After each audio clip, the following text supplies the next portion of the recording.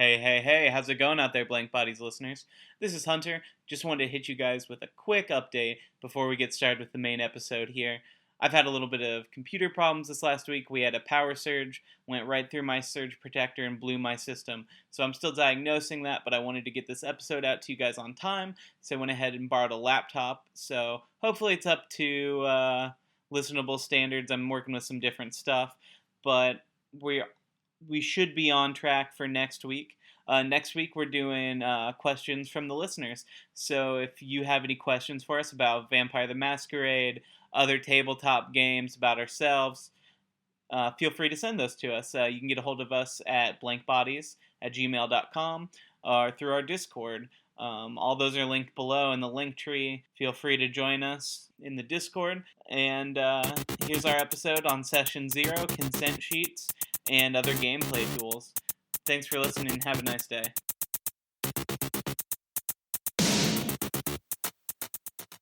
Alright, so, consent.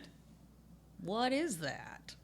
Because apparently that's something people don't get fucking taught. I went to the University of Southern Indiana for this definition, and I thought it was the best and most concise one I could find, which is, consent is the clear, knowing, and voluntary agreement to participate in a given activity. Yeah, that's it. Yeah. I don't know why it's so fucking hard, but it is, so here we are. But, yeah, nothing more than that, nothing less than that, and it's something that you shouldn't question, especially publicly. If you want to pull a player aside and ask them questions pertaining to something that they've marked as a red line, being like, how should I broach this? How should I avoid this? That's fine. But you should never put them on the spot, especially in front of other players. But in general, just like, why? Yeah, that's part of, if you read the consent in gaming book, there's a box with 9 bulletin point things on consent that I feel like are pretty universal, and that is one of them. One of the 9 points is, it's not up for debate. The point of gaming is to have fun, and nobody should try to convince them to do something that they don't think will be fun. So, yeah, don't fucking hassle your friends. Don't make the table do a group vote on whether something is cool or not to force the one person that doesn't want to do it into doing that. Don't be a sex pest. Yeah, basic friend courtesy things. Yeah, and, people are also always allowed to change their mind in either direction. If you've played for a while and a player said, like, I don't want to have to deal with bugs, and you guys have been playing for like a year, and they said, you know what, I wouldn't mind taking on some spiders or whatever, and they changed their mind, totally cool. If you've been playing a campaign for a couple months and someone's like, you know what, I was hoping we could tone back on the gore a little bit, that's totally cool too. And I think one of my big points is it's not just like consent, but also just interest. That I think that comes into it a lot too. Player might just get fucking bored with fighting spiders or hearing you describe piles of ichor or whatever it be, and I think that's a similar line that you should be keeping in mind too. Yeah, because everything's kind of on a spectrum where it's like, okay, if you say you're okay with graphic violence, like there's definitely a line. I feel like in graphic violence, we're like, oh yeah, talking about, people getting shot is fine. But then if it continues into a graphic description of like taking the body to like the bathroom to get dissected and just like a 20-minute explanation of how like the bones pop out of sockets and all that kind of stuff. It's like, okay, I said graphic violence was fine, but like this is getting to a point now where I am concerned. And I also use some of mine for interest as well, but like I just yellow lighted some because I filled one out for myself just out of curiosity, so I knew what people in my game were going to be filling out. I think that's a good practice. But like when I got to like romance and especially like sex I just redlined because it's like it's not even that like it like triggers me or bothers me, but I couldn't care less about hearing like 2 characters get it on. It's maybe the weirdest thing you could do at a table. It's awkward, and unless you're like going into a game being like, yeah, we're having like a sexy romance game, I don't think most people really want a lot of that anyway. Right, and it's not even just like that interaction between characters, but also like I love the two of you guys, but I really don't want to watch you guys talk about, like, fucking each other, even if it's just in character. It's just kind of weird. And even weirder for me would be, like, if I have, like, an NPC and one of my players was like, I'm going to try and fuck that NPC. Well, now you're just talking sexy to me, and I don't want that. Hey there, Hunter. How you doing? Which I'm on the little bit of the opposite spectrum. I'm a little more accepting of it. Mainly, I just like a little spice to it to be like, no, just give me like the overview. If characters do the thing, just give me they had fun. Just the spice of it, not a step-by-step guide of every action that's happening. No, I'm not looking for that. I'm just, you had fun. They were rough. Like, that adds some spice to the story, but doesn't make it full creepy, in my opinion. Again, differing things. And that's fine. And if you want to play a game that's basically just fucking Bridgerton, that's fine. Y'all have fun with that. I encourage everybody to do their game how they want. See, I just want, to make sure everybody at that group is, like, on the same page and cool with it. And I mean, there are board games, like Mystery Date and shit like that. If you and a group of friends want to get together and basically play through, like, Twilight the Masquerade, that's fine. If you guys are all having fun and you're down with that, and they're like, ooh, we're going to play a game where we date cute vampire girls or whatever. But, I'm not interested. I'm not interested in it. And it's not just it's going to, like, set me off kind of thing. It's just like, that's not the game I want to be in. I'm not gonna go out of my way to show up to your house for you to listen to you be horny. Yeah, but yeah, the kind of the overview on the thing is each player also sets what their comfort level is, and it's important for you to be an advocate for yourself, and you decide what's safe for you. You don't get to have other players or the storyteller force a plot down your throat because that's what I wrote for tonight, goddammit, and this is what we're doing, and meh. And from the opposite side, for being an ST, you don't get to automatically assume your players are going to be cool with everything because it's a fucking World of Darkness game and they should just expect these things to happen. I've gotten into so many fucking arguments with people. They're like, nah, people should totally be cool with, like, sexual assault or racism or xenophobia or just loads of just fucking things where it's like, this isn't fun anymore. And I feel like you're airing out some dirty laundry. Also on that, I noticed that it's on the sheet, and I do agree with it. I also don't enjoy when a GM just decides they want to kill your character because they have a murder boner that night and they had a bad day at their jobs. I don't like my character just dying because you had a shitty fucking day. I'm okay if my character dies because they made some dumb choices. I don't like, oh, well, it's a Tuesday and you looked at a dude wrong, rocks fall, you're dead. Yeah, that's something I actually added. I took some notes, and originally I was going to make a new consent sheet with some things that I thought were missing that I thought would look good, but I thought about it a little bit more, and the whole idea behind a consent sheet is to have your players or your group come together and talk about what they are concerned about, are real into, are like super not into. And so me editing a consent sheet by myself seemed to kind of go against the idea. So I thought it'd be interesting. I'm going to throw this out to you guys, and we can do a follow-up segment on this later on. And in our Discord group, I'll even make a channel, and people can throw ideas in there, and we can discuss them. But what would you guys think should be on a sheet, especially for Vampire the Masquerade specifically, that isn't on this? Because on the consenting gaming sheet. Yeah, because one I specifically thought should be added was loss of limb, loss of autonomy, and loss of life. Yeah, because, like, I'll be honest, as a female player who often plays female characters, the amount of games I've been in where somebody got flirty spicy with me and I was like, I'm not interested. And then they fucking were like, well, I use dominate now, get fucked. And I'm just like, I'm concerned about you as a person now. And why is everybody just chill with this? Yeah, and that's something that I, as a storyteller or a dungeon master or keeper or whatever never really allow is letting people use powers or dice rolls against each other unless both of them are into it. If two players are role-playing angry at each other and they want to get into a fist fight and they want to roll those bones, I'll let them. But would never let another player just be like, okay, I'm going to use mind control powers on you so you don't have a say in what happens the rest of the night. Like, that's not fun. Yeah. Yeah, I've been in a game like that. That's always like, cool, I'll just leave.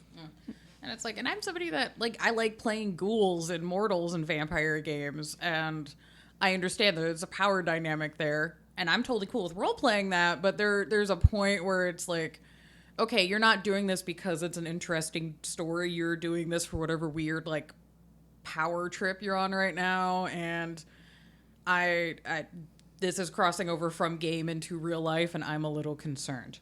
I mean, I personally have never been in a situation like that, but I would imagine that, like, different scenarios, that'd be perfectly fine. If the dude vampire's like, I need you to do this thing, go, I don't know, rob that gas station, we need money. And you're like, I don't want to rob that gas station. He's like, dominate, go rob that gas station. That's, I feel like, one thing, but when it's like, you're cute, and then you're like, you're not, and he's like, but I am. And it's like, That's kind of, that starts to get creepy for sure. and that's definitely in a degrees thing where it's like, okay, if somebody's playing like a Ventru who's super into dominating powers and they're trying to get my weird little rebellious ass in line, I'm fine with that, but it's also not hard to pause and be like, hey, what's going on? Why are we doing this? Which is why consent sheets, I feel like, are really important, because then it lets everybody know what kind of game everybody's expecting, what players want in a game, what the storyteller has as their tools to craft the story with. And it also helps prevent future problems as the game's running, because it sucks when you have an idea and you think everything's going to be cool, but you hadn't really brought it up to anybody, and then you drop it on them and you realize, fuck, everybody did not like that. Oh no, I've made a fuck. Why? But, like, not a fun fuck, a bad fuck, like a wet, cold one somewhere in, like, a used car. That's somebody's fun fuck. Yeah. The internet would like you to describe a fun fuck. That is creepy on the consent sheet. Yeah. Thank you, internet. Thank you. You know what? Thank you for that prime example. Like, you're helping out, and I appreciate you. But yeah, no, and there's also there's some people that, because they use the games for escapism, they don't want to talk about certain things in politics. They don't want to deal with, like, racial tensions or, like, LGBTQ issues specifically. I'm involved in a couple of stream games, and one of them we just had our session 0 discussion, and we were like, hey, are we going to address COVID in our set games? And we agreed not to, because we want our stream game to be just, like, kind of a fun escapism, so we're just not going to address it in this series. And I'm just like, oh, okay, yeah, that's fine. That's another good thing to bring up, because that also really affects the setting of the game, because it's like, well, fuck, if we're doing this with COVID in mind and it's during lockdown, like, how the fuck are you going to feed? How are you going to do meetings? Like, yeah, that affects a lot of things. Man, Alessandro trying to be on a Zoom meeting. No! Poor guy. That's why you have the text ghoul. Yes. Every Lasombra needs their texting ghoul. That's why you have the cat filter. Oh, I know, the lawyer is like, I'm not a cat. Oh, that was beautiful. That was a great moment on the internet. He was a Lasombra lawyer. No, I think he was just old and confused, but it was so fucking cute, and just bless that man. That's what he wants you to think. Uh-huh. All right. I am. New World Order, get on it. Stop it. I mean, and my take, even with, like, having played with these guys and not really having used them, it's something we've never really done for our games. But if I was to play it with strangers, I would definitely, like, require that. But not only that, but it's also kind of a bro-y opinion of mine, but it's like, bro, stop talking about, like, the corpse, you're scaring the hose kind of situation. Like, there is definitely a point where it's just like, okay, like, we get it, but, you know, we're playing D&D, I'm here to, like, fight cool monsters and be, like, on my power trip, or I'm here to pretend to be a vampire and drink wine and be sassy, or you know, I'm here, I'm playing Call of Cthulhu, I'm here to die. Like, Or go crazy. that's true. And then die. Yeah. Or turn into a monster. And then die. But After yeah, going crazy. Yeah. but yeah, you don't want to get too lost in the weeds of your thing. Mm-hmm. Or something you think's real fucking cool. Your players could be like, So is it dead? Neat. I feel like we've all been in those situations too, because like you said, we haven't really ever done consent sheets among ourselves. I think we've known each other long enough. We kind of know where we all stand. But I feel like we've all definitely made an encounter. We thought we're like, oh, this is gonna be cool as shit, and then we put it on the table, and everyone's like you said, all right, so I'm gonna go check out that cornfield. Yeah. Literal example from Yeah. my last game. Oh no. I was like, oh, they're gonna love like trying to find clues in this like murder farm, and they're like, actually, we're gonna go fight scarecrows in the cornfield. Yeah, fucking, I'm trying to not go off on a fucking just laundry list of just awkward fucking table interactions I've had because I am a woman with booba, so therefore I'm not a real person at the table sometimes with certain groups of people. And I can't imagine other people that are having to deal with that if they have like certain like social anxiety things or like autism spectrum issues or like, you know, just, oh my gosh, you know, a person of color is at the table and everybody's just like making things really awkward for no reason. I'm just like, oh, buddy, why? I just had to deal with the fact that I'm female presenting and bisexual, and people are just like, okay, we gotta fuck with your day, and I'm just like, why? But yeah, because of trying to tie it back to Vampire the Masquerade, there are some themings with sex and sexual assault and those kind of things just with feeding. So even if you have a game that doesn't have like banging in it, not even hand holding or kissing, no first base, second, third, fourth, because there is that kind of implication in feeding and, you know, eating people. Sometimes it's good to like just touch base and be like, hey, how descriptive do we want this to be? Do you just want it to be kind of a wham bam, thank you ma'am? Do you want to role play the scene because, you know, Sandman, like, yeah, you could find people that are asleep, but there might be players that are keen on, like, fucking drugging somebody. Do people at the table want to fucking deal with that? Bill Cosby was a vampire. No! Oh. No, he was just He was a just bad a creepy man. old man. Yeah, bad man that all made right. terrible choices for years. Truth. So, yeah, these are things that, you know, when you're thinking of playing a vampire game initially, you don't think about, but then as the game goes, you realize, oh, there are some theming things here that are happening, and it might be good to just make sure everybody's chill with it. Because you don't know who has dealt with what and who's going through what at the time, and maybe they don't want to fucking deal with this right now because we're supposed to be having fun, god damn it. Yeah, and another example that I think is a little more in line with something someone wouldn't necessarily think of first when they think of a consent sheet like this, but it's a D&D example. I was talking to one of my coworkers, who is a big D&D fan. His name's John, and he plays his own game, but his little brothers were interested in playing D&D. But his family's very religious, and so his mom wanted to be involved while his little brothers were playing to make sure everything was like copacetic. And he actually decided, like, for our game, we're just gonna kind of take out like the gods. You know, clerics don't necessarily get their powers. We're not going to even broach where that happens. They're basically just superpowers, and they can do those things. And that's one way to deal with that. If you're like super religious, you know, people don't really necessarily consent like Christianity or Judaism or whatever with something like this. But I think that is an important topic depending on who you're playing with. And they could have approached that completely differently. They could have done a Lion, the Witch, and the Wardrobe and made Jesus Lion, and all the clerics get their powers from Jesus Lion? Jesus Jesus Lion. Allegory Lion. Cool. Yeah, well, like, even, like, getting beyond the biblical implications and just the core plot for Vampire, if you're dealing with, like, the Second Inquisition, if you have, you know, there's the Society of St. Leopold, which are Catholics. There might be rogue groups of hunters that are just batshit evangelical Christians. And there might be some people that either don't want to deal with that because, they're worried that's an attack on their beliefs, or, you have people that are in the LGBTQs or another persecuted group that are just like, I don't want to fucking deal with these guys being the bad guys because I have to deal with that every fucking day, and this is like my 4 hours of fun time a week, and I don't want to fucking deal with it. Yeah, it goes both directions. So, again, I think religion is one that I'd be interested to see what people would add to a sheet to flesh that out. Because right now, the sheet we're looking at only has a real-life religion. And that's it. And that's it. It doesn't go into anything else. Yeah. And I would at least bottom line add like fantasy religion.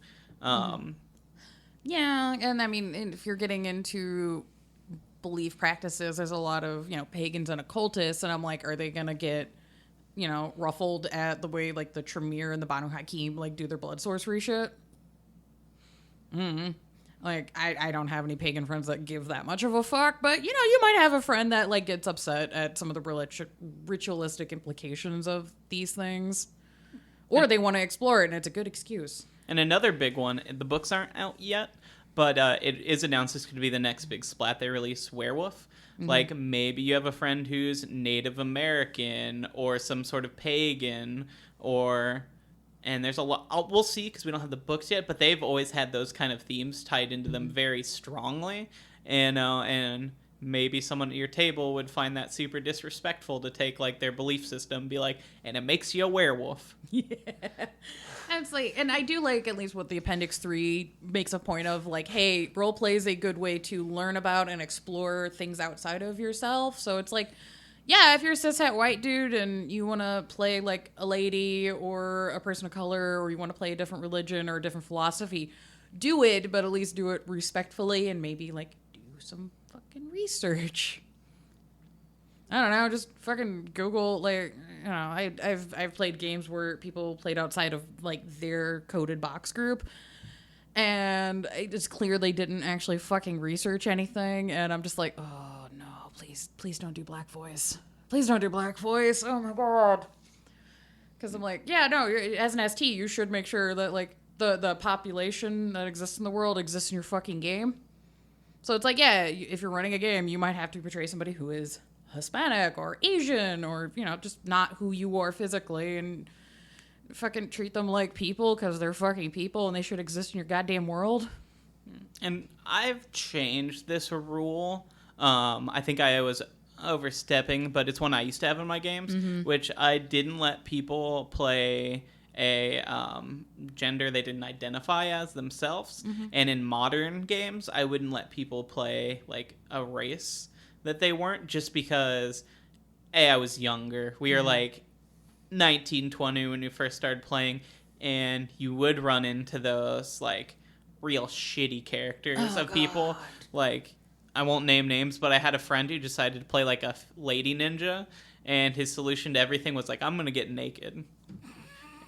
I remember that. Oh no. Yeah. And it's just like, the first time it was kind of funny, and then after that it's just like, okay, put your fucking clothes on. We're trying to sneak through this dungeon. That ninja turned blue.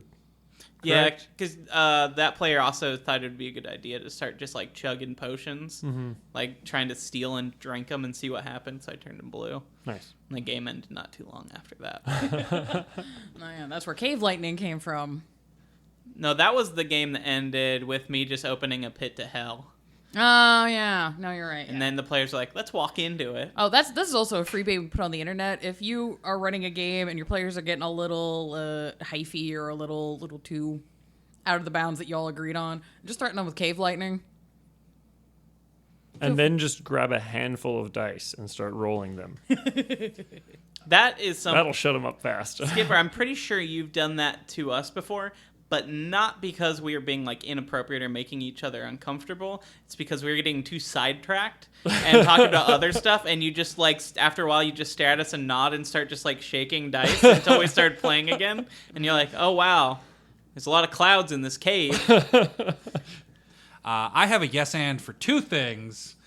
One previous for yours and one that we've talked about beforehand. No, I had a group I played with in high school who was just guys, maybe like 2 or 3 years older than me. It seemed fine. We were playing an evil game, and it was already, a little bit risque. And then we got a new player in who wanted to play a female, and we were like, okay, that's cool.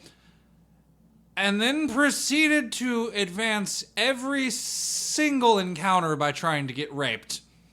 Like, saw a squid in the water and was like, everybody's like, all right, we're the big bad evil guys. We are going to kill the thing because we're apex predators. He's like, well, I'm going to rip off my clothes and jump in the water and get tentacle raped. And I'm like, What?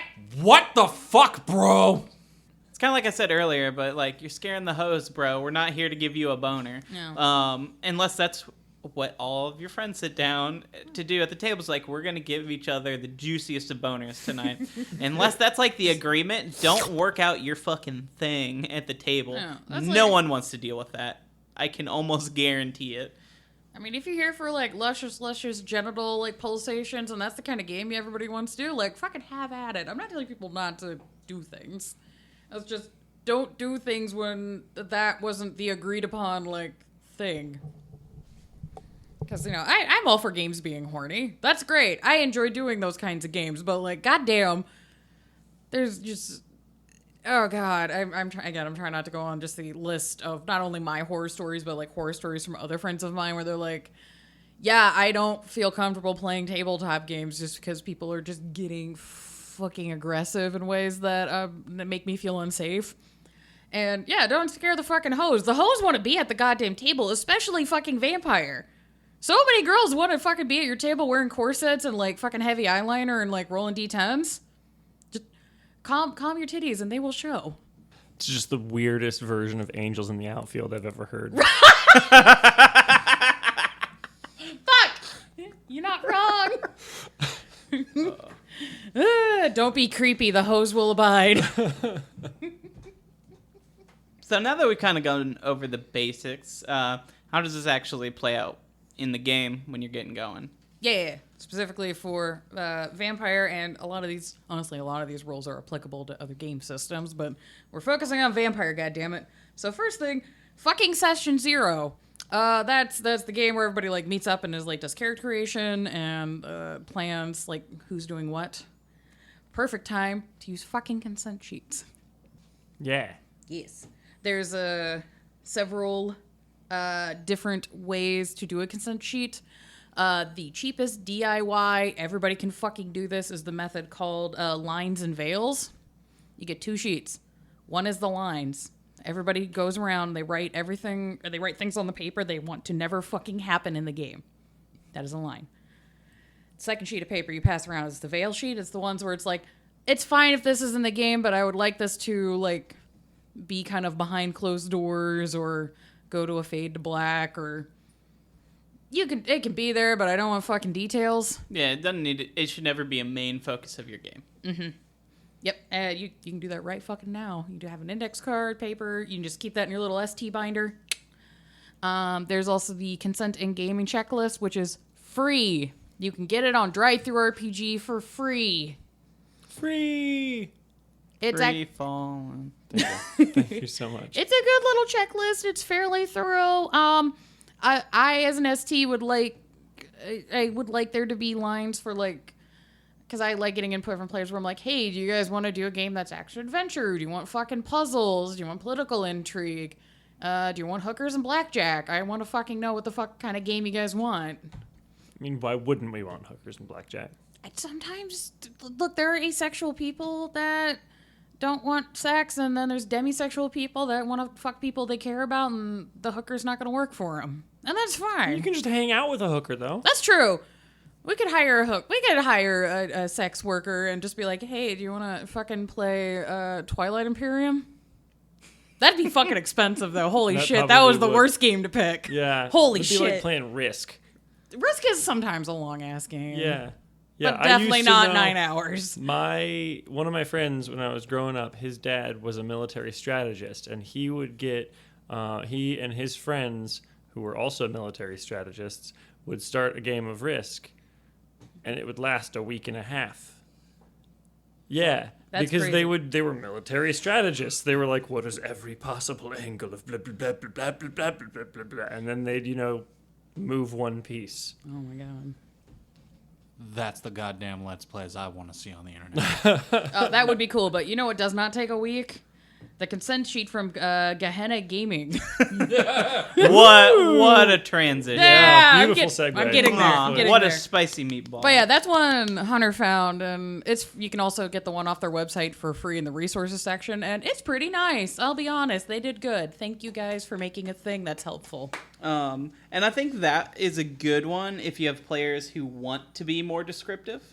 Yeah, there's Because boxes for lines. It's got a lot of spaces for players to write whatever they want. Oh, I didn't give you one, Skipper, because I didn't think we'd go over deep into it. Why don't you love me? I mean, we're not getting deep into it. It's pretty self-explanatory, but I wanted to give them a shout out because it's actually a pretty good fucking sheet. Honestly, if you wanted to, you could also, they have a couple check boxes you could move over, because they have like body horror, primal fears, some things that I think were missing from the other one. You could, or a little more encompassing, and Yeah. but otherwise, Primal fears. yeah, being You know. buried alive, darkness, heights, Mm, things okay. that you've probably been afraid of in your actual life. Gotcha. I I was thinking things like more like Primal Rage, that fighting video game where you can play a No. Velociraptor. No, like primal fears, like God, I was trying to think of something that I'm actually terrified of. Drowning. I'm not actually afraid of that. My biggest am. phobia is firearms, actually. Yeah. Which sucks living in the United States because every other day it's just. There's a gun. I'm just like, oh, this guy seems fucking pleasant. I'm gonna smile and wave. Fuck, he's packing. Oh no, all right, I'm gonna get out of here quickly. Probably should not have said that on the internet, but you know what? Here we are. I mean, fuck it. There are guns in this house, and we've learned to respect your feelings. Yeah, Yeah. just that would fucking prime example. Like every time one of you guys or a friend of yours comes into the house, they just, and if I am here, they're nice enough to be like, hey, I have a handgun. I'm like, okay, cool, thanks for telling me. That's fine. I'm like, as long as I know where it is, I'm not gonna fucking, panic. Yeah. I mean, I'm sorry if you're super against guns or whatever, but this is Indiana. Half of us were raised by farmers. We like to keep them in our overalls. Yeah, it's right next to the corn and the basketball. But, Yeah. So that is another one of the things you can also do at Session 0 and character creation is Chronicle tenants. The nice thing with the Chronicle tenants that they give you examples for in the core book is none of them condone actively harming or maiming or enslaving a person. So that's a good way to set some base ground rules for like player activity. Is pick some fucking Chronicle tenants that the group can agree on that they're gonna be like, all right, these are our 3 big no-no rules. You can make up ones that you want, but the ones they give you in the core book are a good kind of starting point. yeah.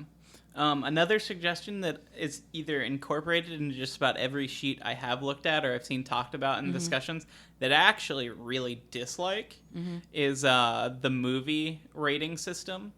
It just seems absolutely meaningless to me. So essentially you and your players sit down and you're like, if we were to make a film out of the game we're playing, what would the rating of that be? Oh god, especially the US rating system, like fucking. This episode is R. We've used the word fuck more times than you Yeah, can use in we an said fuck R-rated and movie. we've said rape. Yeah, rape. Yeah. No. We've talked about rape. This would be X. Yeah. Real quick. No. I've seen PG-13 movies that have it in there. They just don't Yeah. say the R word because apparently that's what's gonna throw off the 14-year-olds.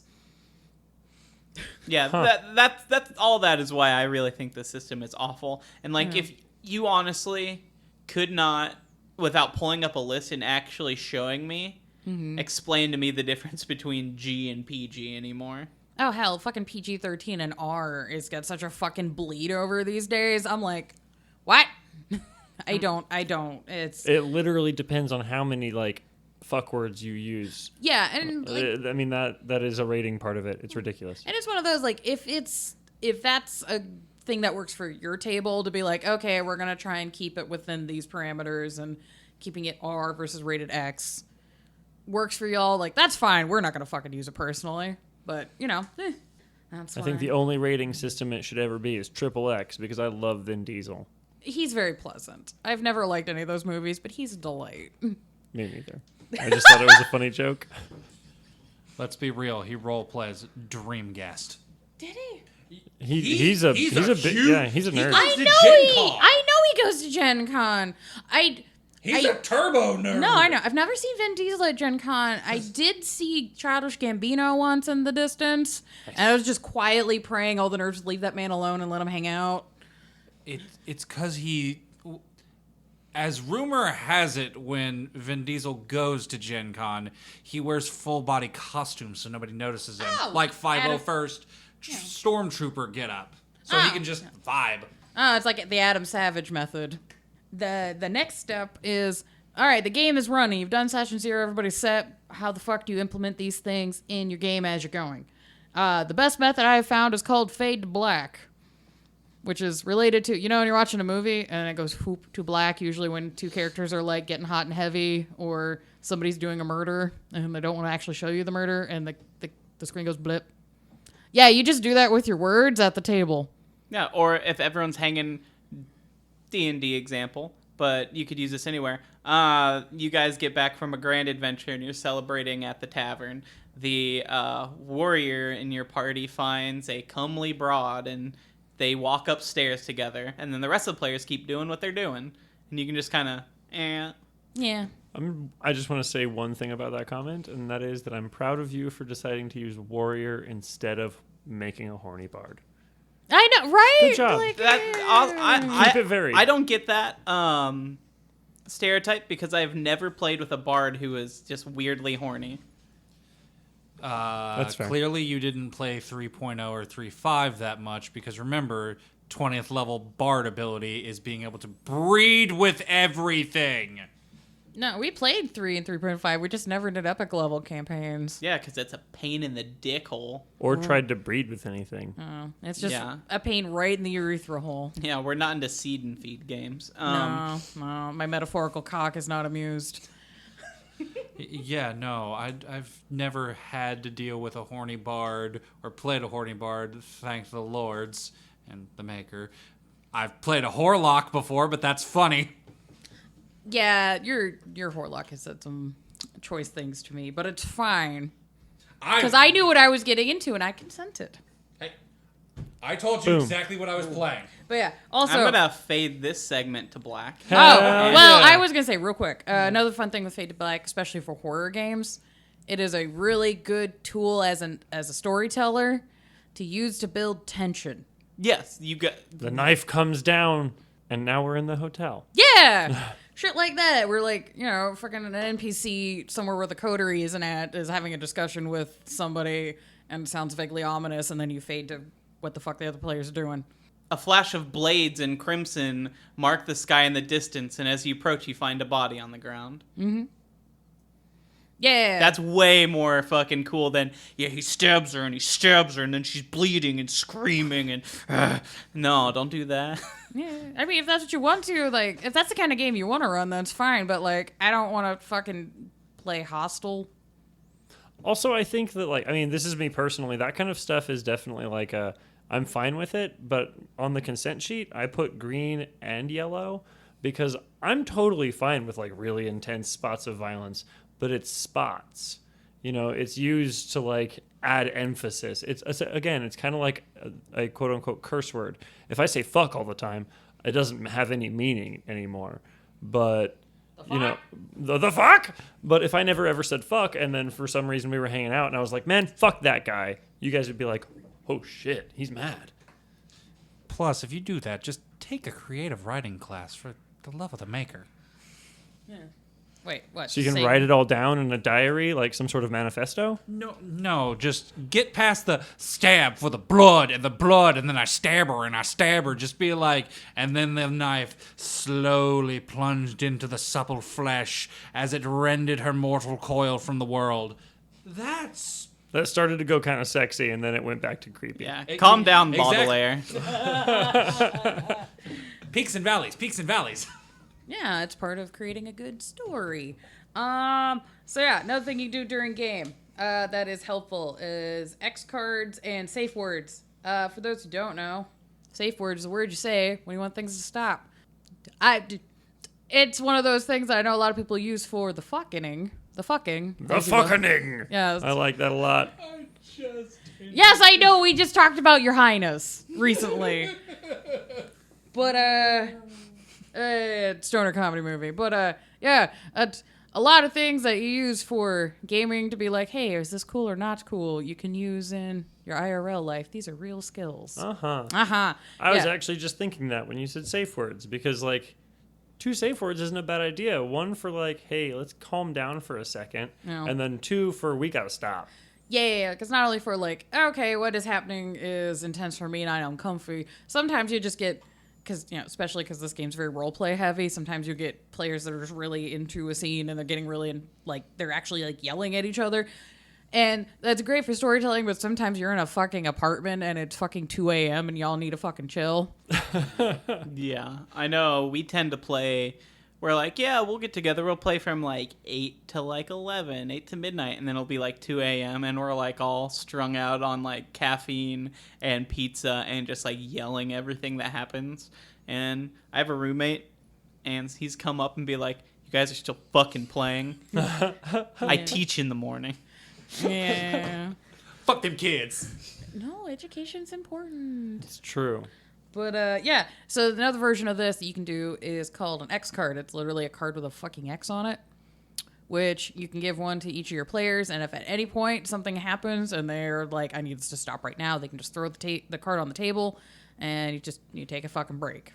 Because, you know, sometimes people do genuinely have, like, social anxiety. Sometimes there's people with, like, PTSD issues or, you know, various neurodivergent things. And articulating the word is difficult. So just being able to go, meh. I like that. Yeah. I like that. It is a good option. I think that kind of ties into what to do when those things come up. So, like, you know, a player does be like, that's haram, or they hold up an X. But what if mistake? Yeah, so if you do accidentally bring something in your game that someone said they didn't want, or someone decides that they don't want this thing in the moment, you know, how do you handle that? Yeah, and also, sometimes just, if you're doing something and you do it wrong and people are uncomfortable, it's okay. Mistakes happen. It is totally fine if things fuck up. The important thing is if something is happening that people are not Gucci with, it needs to be acknowledged, and that's fine if it's safe word. If you're just like, hey, bro, we need to like not for a minute, or could you not? You can shoot a text message or a DM to the fucking ST for them to call the session. X card. There's loads of different ways for you to address the, hey, this is not fun. I honestly do, when I've run games online, the ability to have private DMs has been nice. I do enjoy that. But once the issue has been acknowledged, the person who caused the mistake should acknowledge what they have done and apologize. And I'm just going to read this small quote real quick because it's from the Consent in Gaming. I fucking love it because I'm just like, it's just chef's kiss of perfection, which is, if you can pretend to be an elf or a cyborg, if you can insult the king to his face or stand your ground against a horde of charging orcs, if you can accept that you killed the entire party with a fireball or take credit for killing a dragon with a critical hit, then you can apologize to your friends for saying something that made someone uncomfortable. Yeah. Yeah. That's badass. Right? Yeah, no. That's badass. Yeah, if we're playing these games where it's like, yeah, you're an all-powerful vampires running the goddamn city, you should be able to fucking put on your big person undergarments and look at your friend and go, hey, I'm sorry I fucked up. Acknowledging you fucked up is fucking one of the most, like, adult, humane, compassionate, and, like, fucking badass things you can do as a fucking peasant mortal on this realm. Yeah. Yeah. Sorry, there's a lot of... 0% argument from that. I there's love so that. many fucking games where like, there was just a small issue and it could have been solved by, hey, this thing may be uncomfy. oh, hey, cool, I'm sorry. I see you as a person and we're friends and I won't do the thing again, and then move the fuck on. But it didn't happen because people just fucking egos and shit. Also, this could be anybody at the table. Fellow player, ST, don't fucking matter. Fucking, if something bad is happening or that you're not good with, fucking say something. Call it out. Yeah, I've been in too many games where there was a problem and it didn't get addressed because people were like, I don't want to make people uncomfortable and make it weird. And then it just festered for fucking weeks and then the game imploded. Yeah, then it actually causes a problem. Especially if you're sitting around a table, like, to kind of add on, I mean, I'm sure it'd be much harder, online or something like that. But if you're sitting at a table with people, maybe someone, like you were saying, is uncomfortable saying, like, hey, I'm uncomfortable, even if it is just putting that card down. Like, if you see one of your friends is, like, squirming in their seat and obviously isn't having a good time, you can totally just call it too. It can be like, bam. And again, maybe don't call out that person, but try to address it in some way. You can bring it up, Yeah, and if you want to avoid things from being personal and attacky, it can just be addressed to the group like, hey, we agreed on don't do this thing. We're all acknowledging that we're not going to do this thing. We all agree? Cool. Sorry for causing a fuss. We all agree on that? Cool. And you can just move on. Yep. Yeah. I think the move on part of that is also really, really important. Like, it's one thing to be like, hey, I'm sorry. I forgot that you have a real big thing with spiders. I did not mean to put that, have that nest fall on your character. My bad. Mm-hmm. We can retcon that. Yeah. But man, I did plan that for a while. And that's fucking mean. That's mean. Don't do it. Just be like, all right, cool. Let's go. There aren't spiders in the cave. Yeah. Whatever. Just make them kobolds or something. Right. Yeah. Easy peasy. Spiders wig you out. Okay, now it's fucking bats. Boom. Yeah. Bats. Yeah. Switch the pest. Switch the pest. Could be a different thing. Could be fungus.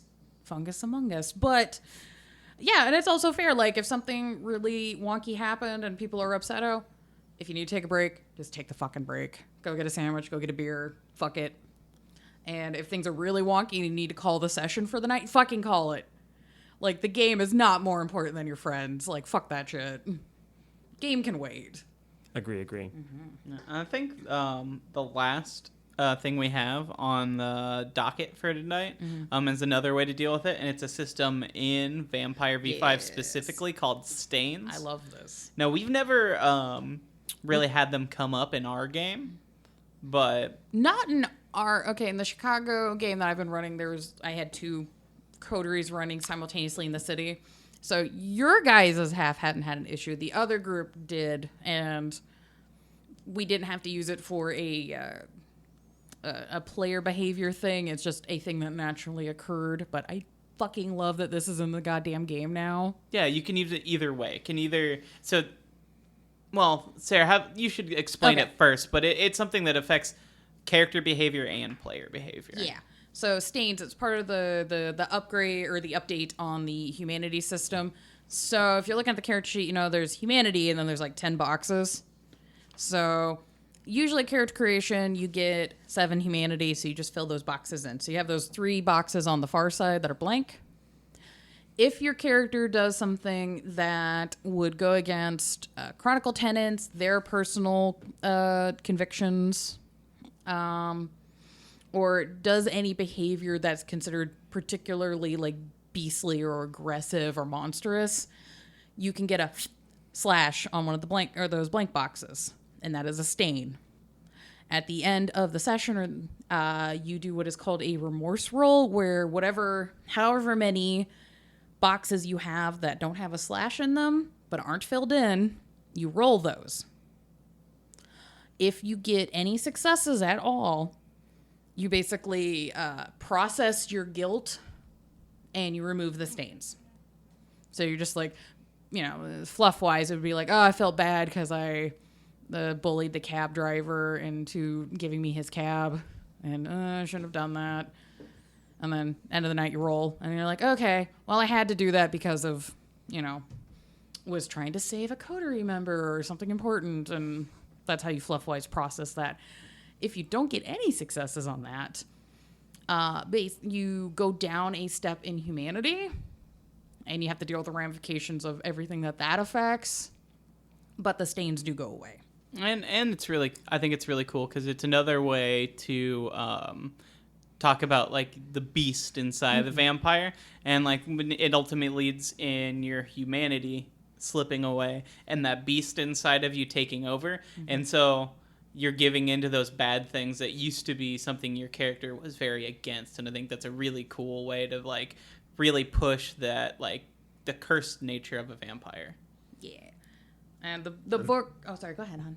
It was just one of those, like, yeah, it's kind of cool to watch the story of, like, you know, someone who might have been, like, a neonate with a humanity of 8. By the time they're in Cella, maybe they've changed their morals a bit. Maybe they are closer to, like, you know, 5 or 6. And the older you get as a vampire, I feel like, I mean, that works in the lore. The older they are, the more fucked up they are. Yeah, and at least at table, what I found is a really kind of a fun, interesting thing to do. And the book does encourage that you as a storyteller or even other players can suggest, hey, one of the other players did something that was particularly aggressive or over the top, or we know goes against their usual moral codes. Maybe they should get a stain, and that can open it up for a table discussion about the morality and the implications of what's going on with the story at that point. Which I'm just like, yay, player engagement with what's happening. That's great. And it gives people a chance to think deeper about what they're doing and why they're doing it. And is this something they actually want to do with this character? Well, yeah, no, I think it's rad. I've read a lot of people bitching about it. And I'm like, I don't know why. This is great because you can get into real, like, philosophical discussions and also just did you really have to punch that guy at the bar to get the info? Did you really have to be a dick? Or do you just want to be a dick? Maybe my character is just a dick. Yeah, and that's fine. And if you want to explore that, that's fucking great. I'm all for it. But, you know, there's fucking consequences for being a goddamn dick. And sometimes that means you lose your humanity and you can't enjoy sex. Oops. And I think that's important to keep in mind for the game, too. It's part of the reason that I've heard so many horror stories, and even when I've talked about running them, like trying to play an evil campaign in D&D goes south so often, can be a pitfall of vampire because inherently you are kind of the villain to some degree, even if you're trying to play like a high humanity, like consensualist who only feeds off animals or whatever. There is, like, at some degree, it's built into the system that you are a villain, and you don't want to go too overboard into that, or it just becomes, like, cornball bullshit. Also, slight thing, things to deal with after there is a issue or any kind of a just general end of session. I think it's good to do a little debrief, like hang out, chill, talk about game, talk about where you want things to go. Again, like... we've referenced a couple times, like when you're fucking, it's called aftercare. Yeah. Aftercare is important. Especially if you're doing weird shit where you're like, we're going to get into fucking the kink weeds. And it's like, yeah, no, any dom that doesn't do fucking aftercare does not deserve that title. Come at me, FetLife. I thought that website got deleted. Apparently it's still a thing. I thought it got deleted. I think it got deleted, but there's a lot of... changes to it, I think. Kind of like how Tumblr doesn't even allow porn anymore. Yeah. I'm pretty sure FetLife still allows porn, because, I mean, what would that website be? Well, Tumblr did it because they got bought out by a parent company who wanted them to stay on the Apple Store, and Apple was going to make them delete the Tumblr app if they still hosted porn. Which kind of sucks. I mean, as much as I never used Tumblr, it's the same reason that like Fortnite and Apple are in, or Epic Games, I guess, and Apple are in like court right now. It's because Epic Games lets you get games off itch.io, the free like indie games. Well, not free, but the indie games website. And Apple doesn't want to allow Epic Games or anything because there's porn on itch.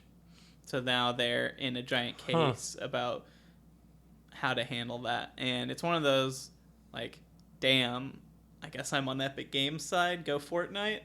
Oh god. Like fuck Bummer, Apple. but yeah. I mean, I'm generally like fuck Apple in the last decade, but I mean, agree. Yeah. Digression. But yeah, you talk to Come your at players. us, Apple. I mean, I think we're trying to post on Apple, maybe. Yeah.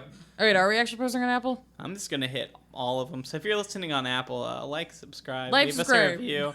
Make sure you put "fuck Steve Jobs" in that review so we Yeah. know you're listening. For sure. We'll see how long we last on Apple. I think we're giving ourselves way too much credit if we think anyone from Apple is gonna notice our dumbass little podcast. No. But yeah, back to game stuff. I as an ST find the chillax debrief talk about game stuff at the end to be a fucking goldmine of picking things to be like, oh, this character's or this player's concerned about this thing for their character. Gonna make a note of that.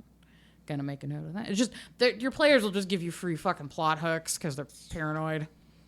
And your players are going to want to keep playing as long as possible, but if you find a good like cliffhanger or like chill spot and be like, we can hang out, but let's stop playing for the night, people are going to naturally talk about what happened anyway. So as a storyteller, it's definitely just like, ask questions, but just also listen. They're going to be like, I didn't really like this combat because blah, blah, blah, or I thought that scene at the strip club went on too long, or they're really fucking hyped and they're just like, yeah, I love this. I'm very excited about things. We're going to solve the mystery and, I don't know, overthrow the prince or whatever the fuck they're doing. oh, that car chase was badass. Yeah. Or they'll start discussing the puzzle you left out for them, and you can laugh as they get it completely wrong. They're technically getting it completely wrong, but you're not going to tell them that. No, You're just like, not nope, at you all. guys nailing it. You And they're got just it. like, You got it. fuck, I'm just changing this puzzle. Like, I literally bought the amount of puzzles that I've put in games that were like, I bought this from a bookstore where it's like a puzzle book for fucking third graders and people just could not fucking solve it. Yeah. I don't know. It's different when it's described to you instead of directly in front of you. I have like pretty much given up on running puzzles in my games. I have had them go bad so many times, especially the ones in like modules somehow seem to always be like complete shit garbage. I've never once had a player solve a puzzle that was more difficult than like a Resident Evil. You find a star-shaped piece of metal, you put it in the star-shaped hole. Congratulations, the door opens. Yeah. I did have one really good thing with puzzles where my friend Brian that runs those Pathfinder games that we always do, he bought some of those, those little kid plastic like slidey tile like 12 square things. He bought he bought a couple of those and then he repainted the tile to make a picture of a deity symbol from Pathfinder, and then he slid it around and he's like, all right, puzzle time. And then he slapped this fucker in front of me and started a 1 minute timer. And he's like, all right, the room's filling with water, go. And I was like, fuck, all right, shit, go now. And I'm like, that was great. I love that. That was fucking rad as shit. Cool. See, I think that timer is important there too. 'Cause I know people who are just shit at those. And it would suck to have like your DM hand you like a Rubik's Cube and then just have the rest of the party just like stare at you while you like fail to get a side done. And I would hate that. I would be like, you know what, I die. I'm just gonna die. I am become death. I actually just lay down on the ground while the room fills with water so I can die faster, please. The DM's like, you're just solving the Rubik's Cube to open the door. It's like, yeah, I've given up on life. So be a good human, guys. Yeah. Well, Get consent from your friends about games and respect that shit. Like, yeah, you can get fucking in the weeds on the death and the gore and the violence and the rituals, the politicking and the backstabbing, but we're doing this backstabbing for fun. Right. Let's keep it fun. Stop squidging out the hose. That's a good note to end on. Outro. Yep, this do be the end though. This is the end for you, my friends. Yeah, that at least for this episode. But yeah, I mean, Sorry, Hunter. Have fun editing. Oh, fudge. No, so I don't know. That's our thoughts on consent sheets. They're pretty cool. I hope we didn't over moralize, but I do think there's something for everyone. I think part of it is just basic respect, and part of it is honestly aimed at making you a better storyteller or dungeon master or keeper. And even if that's something that might seem weird to you, you push back against, I would go ahead and try it out. Because even if you and your friends want to run a game that's basically a death metal album cover, maybe there's one thing that a certain player doesn't want to, and you'd be amazed at how little that actually shows up. I mentioned I got a D&D game coming up that's only got that I'm using these for the first time and have had the new players fill theirs out already. And, like, my partner's going to be playing in the game, and she marked literally everything green except harm to animals. That's actually one of the ones that I put down. That's not cool. Yeah, and it's like, that's fine. That's Harm so to easy. Children is fine. Harm to animals is not so cool. Yeah, exactly. And, like, for me as a storyteller, the only thing I was like, no, was just, like, no sex, and, like, yellow light romance, because I don't really care. I don't want to run that with you guys, so it's just like, meh. So if you've listened this far, I want to take a second. Thank you, guys, for tuning in, listening, giving us a subscription, or like or review wherever you do. This has been really fun for us to work on, but it means a lot that people are listening to it at all. So if any of you are not friends we already know in real life, thank you for dealing with our dumbassery, and hopefully we've inspired you to try some shit at a table, hopefully, or try new things. Consensually try some shit. Yeah, no, super consensually try some shit. You know, get into spooky things. And as I've been editing the episodes a little behind the curtain, we started out doing a couple episodes just to get our feet wet. We threw away about an episode and a half, and then we got started. So we've been working on this for a little while. I think in the first episode or two, there's a couple references that are going to seem a little dated, but it's really been a fun learning experience for us. I know, like, episode 3 I've been editing, and I realized, like, okay, I need to limit myself to one bourbon before we record. If you're wondering why I sounded a little different in that one. Oops. So that was fun to edit, but It's like, I can calculate on the timeline precisely where that third bourbon kicked in. I also want to thank all the bands who've let us use their music. I get permission from everyone, and I've been trying a couple different things out. The first episode has a ton of music and interludes. Second episode has maybe 1 or 2. Just kind of trying things out and seeing what I like and what, you guys like. So Yeah, as I say, because, like, music's a big thing for all of us here, and being able to support, like, our local scene, I'm just like, yay. Because, like, friends of ours are in the bands that we've got in the first few episodes, and hopefully we can get people that are listening to us into them, and then hopefully if other bands out in the world find our dumb vampire shit and they're just like, hey, we'll throw you a track, and be like, yeah, fuck yeah, I like new tunes. yeah, I love the DIY scene. Fucking give me that shit. Yeah, if you're in a band and you want us to use your music, we might not. So, don't get your hopes up too much. But send it to Hunter here. Yeah. He'll listen to it. Thanks, Hunter. As I try and mention in every episode, and I'm pretty sure I've forgotten, but, we have the email address, blankbodies@gmail.com. We have a Discord. It's linked below. We've got a Twitter. We've got an Instagram. I don't really like social media, so those are the only ones I fucked with. Yeah, but, it's like, yeah, as I say, I mostly will be fucking with the Instagram, but we're all kind of working on things together. We're also all very bad at Twitter, because Twitter is a fucking hellscape. Yeah, so we're gonna be group tag teaming these social media sites. So if you see any inconsistency in tone, it's because there's fucking 4 of us just trying to survive this hellscape that is the internet these days. But the best way to get a hold of us is through the Discord, probably. Yeah. That's the direct way to poke us. Skipper's gonna be streaming games and stuff in there. I'll probably legally show films. Yes. And it's like, I might stream some game stuff. I like games, but I haven't had the fucking time. I do participate in some, like, stream games that are getting put up onto the YouTube. So if people are interested in, like, LARP and cosplay stuff, I might do a makeup stream or, like, a costuming, like, help thing for that, for people that are interested. Especially because I am poor and I do everything on, like, fucking no money. Hell yeah. And this is probably old news by the time this is coming out, but there are some upcoming vampire video games coming out that are multiplayer. There's a couple, actually. So, maybe when those come out, we can all play some of those together. It'd be fun. Dude, I saw the trailer for Swan Song, and I'm like, that looks sick. I'm excited. I'm really interested to see what they do with Blood Hunt. Because they mentioned that you have to, like, uphold the masquerade and stuff. So it'd be cool if you, like, sneaking around a city trying to take out other vampires while, like, trying to appear normal and avoiding cameras and shit. Oh, God, just made me think of a song I haven't thought of in a long time, which is Jesus Protect Us from the Cops, or Keep Us Safe from the Cops. Yes, Jesus, keep us safe from the cops. Oh, destroy Yes. Nate Allen. Ugh. But yeah, no, like I'm interested in that, but like I don't do fucking battle royale games really, so I'm just like I'll probably watch you guys a couple of times before I like get in there and get my ass handed to me for like 20 straight hours. Hunter, you said legally show movies. Can we have movie nights? Is that not legal? We're not allowed to have movies? We can do movie nights. Yeah. On our Discord?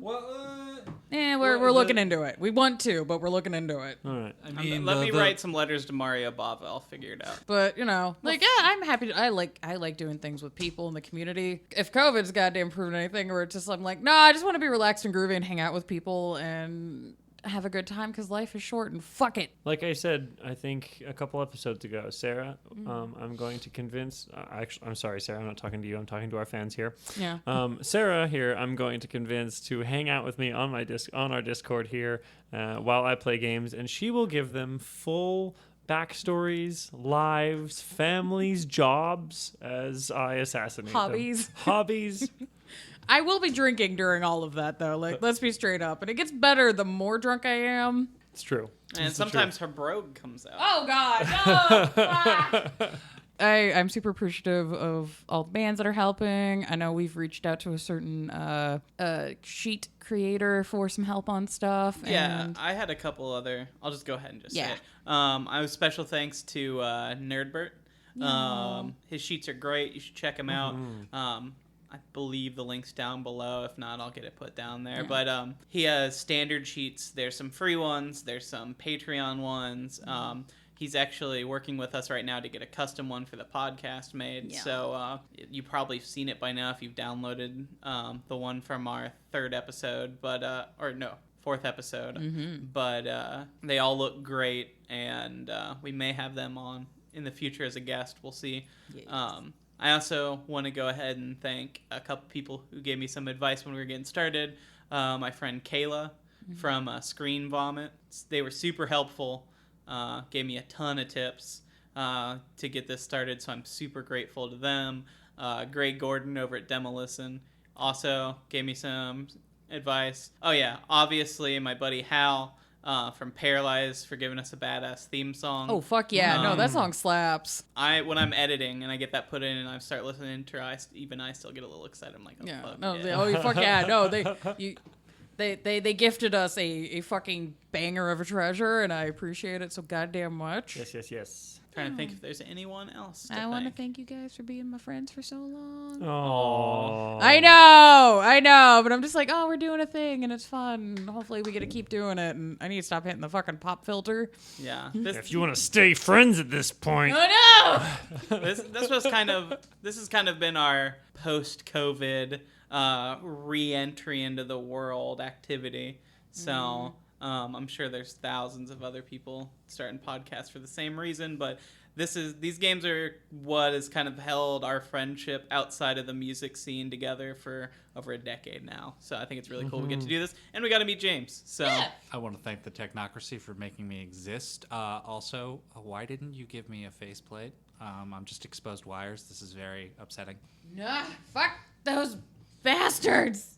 again, genuinely, thanks for checking us out, giving us a try. If you like it, give us a like, give us a follow, give us a review. Any of that stuff, it really helps us out, lets us know people like what we're Feedback, doing. things you want us to talk about. Yeah. Email us. Hey, if you do vampire-related cosplays or stream shows or... LARP groups, fucking... Are you a writer for this game? Do you want to talk to us about how dumb we are? Yeah, if you want to come on and tell us how we completely misinterpreted... Every letter that you wrote. Yeah. Yeah, I mean, if you draw fan art... Are you a fangsmith? Shit. Are you a real vampire? Yeah. Oh, if you're a real vampire, I would love to interview you. Yeah. The caveat like being every one of us has to have one of those puffy, like, pirate poet shirts, though. Yes. And even if I have my head shaved, I'll figure out how to slick some hair back. It's called a toupee. Yes. Yes. Yes. Thank you. I think that's Thank a good you. time to say good evening. Goodbye. Bye. Bye. I love you. Louder. There you go. Hey, give him a wet one. It's only gonna work if you start doing it louder. It's more I want it to be a cute, gentle kiss. No, A get the little- full shaft. It's the only way it gets in the fucking cast. It's more memorable if it's moist. Okay, we're fucking done.